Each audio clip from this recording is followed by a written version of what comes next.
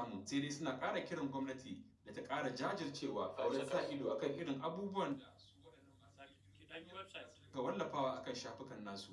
Muhammad Fada Adam, sashen Hausa na BBC daga Accra. To idan mai sauraro ya leƙa shafinmu na intanet bbchausa.com akwai babban labarinmu wanda yake cewa wani tasiri sace takardun kotu zai iya yi ga shari'a. Amsar wannan tambaya tana nan a wannan labari.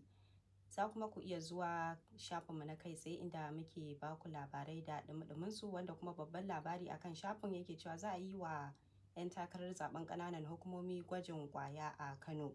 Akwai kuma yadda za mu hana likitoci yin ƙaura zuwa ƙasashen waje, in ji ministan lafiya na Najeriya Ali Fati.